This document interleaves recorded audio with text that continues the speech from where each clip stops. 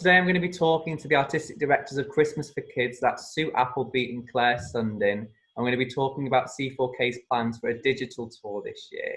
So first, Sue, I just wanted you to introduce yourself and explain your role in the charity. Yep.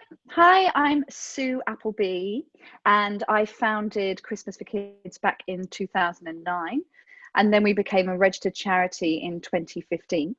And my day-to-day jobs within the company, I'm in charge of fundraising, which is a huge part of our work every year to fund our tour, fund our shows.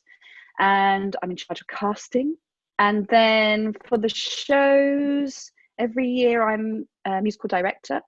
And for many years, I was actually one of the performers within the company as well.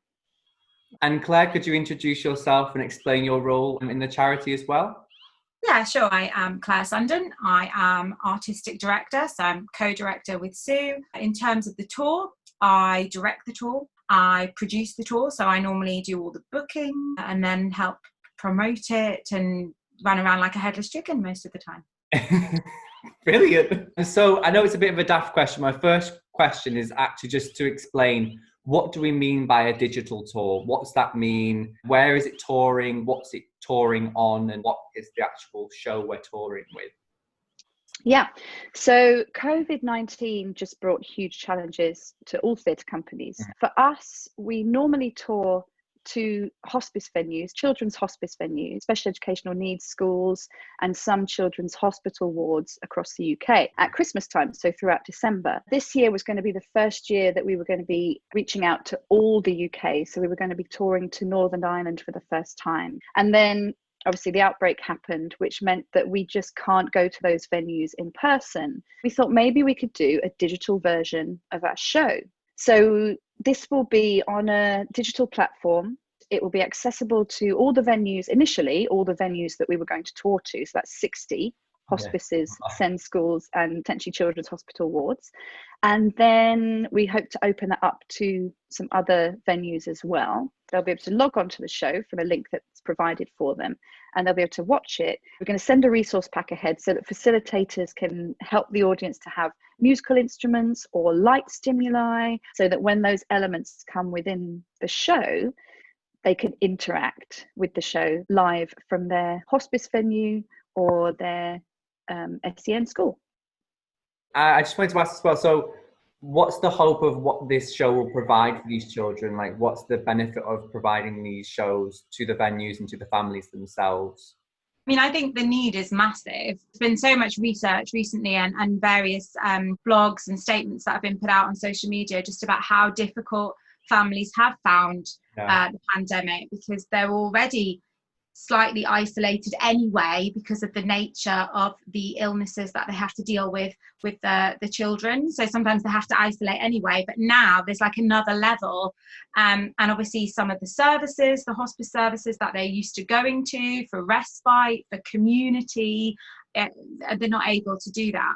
So having something that's maybe familiar to them, they may have seen us a couple of times before, I think is really important. Having something that's been devised specifically for them, so it's not just a film that you can pop on as you do, you know, with various mediums that you can watch films on. You know, this is specifically for them. We're going to try and do it in such a way that it is designed so that they can enjoy it, so they can interact with it. So, you know, depending on signing or communication levels, we'll find a way, hopefully, to connect, even though we can't physically be there and connect. A good way of them to engage with their families as well. Yeah, a lovely atmosphere for the families to do stuff together, and they can watch it as many times as they want. Normally they only get to see us once. Yeah, they can watch us more than once. Has there been any difficulties really with like COVID and like changing from like a physical platform to a more digital platform? Is there any organisation or production challenges that have come up? Yeah, I mean, I think in general, just even getting people together in a room, you know, when I do the show, I can have production meetings, I can physically have people there, but now I can't. So you've got to fit in with what other people are doing, obviously, and also the fact that there's different people coming into the mix now. So we've got designers, a production team who are going to do all our filming, and it's getting all those people to talk to each other at the same time, and it's just, at the moment, it's not possible. So I'm doing lots of going between different groups of people, but eventually it will all come together. So yeah, it's just trying to do that and trying to organise things like rehearsals. At the moment, I still don't know exactly when we'll be able to rehearse, because we have to make sure we're sticking to social distancing and government guidelines. So as soon as we know about that, my rehearsal venue have said, once we can open, you can come and see us. But it's all still very dependent on social distancing. But we will have a film. Like, I don't care if we have to do it filmed over Zoom. We will have a film. It will make it happen. The show must go on.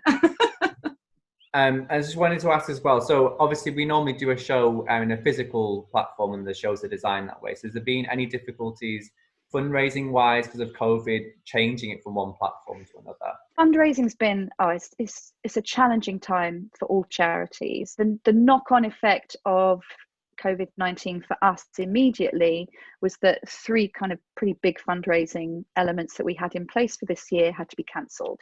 So we had Parallel Windsor booked, that's now been moved to 2021. We're really looking forward to that next year. We were having a fundraising event with the wonderful Mischief Theatre that was going to be at the Vaudeville. That was all planned for the summer.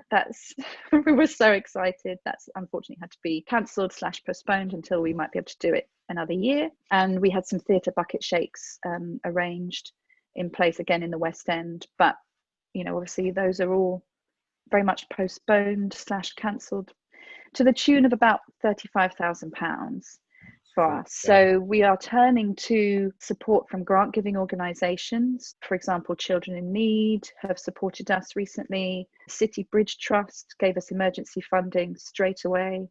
So they're doing a wonderful job and they're really stepping up to help. But there have been quite a lot of challenges already. Yeah, adapting is always the way, isn't it? Adapt whenever you can. It is. So the final question really is for anyone who wants to follow the story of like adapting our show to being on digital, where can they go to keep an eye on what's happening? Oh, they can go to loads of places. So a really good one-stop shop for everything that we're doing is on our website. That's christmasforkids.org.uk. You can sign up to our mailing list there. So we send out regular mail outs just to keep you up to date. Any opportunities to get involved and support us will come through that mailing list. We've got our Facebook account, our Twitter, and our Instagram. So those are fantastic ways. And we really wanted to keep telling the story through these videos of what we're doing in such an interesting and challenging time. Yeah. So these will be on our YouTube channel and on our social media too. Thank you. And we'll talk to you soon. So see you. Thanks so much, Matthew. Bye. Thank you very much for joining us today, Claire. And we'll speak to you soon. Okay. Bye. Pleasure.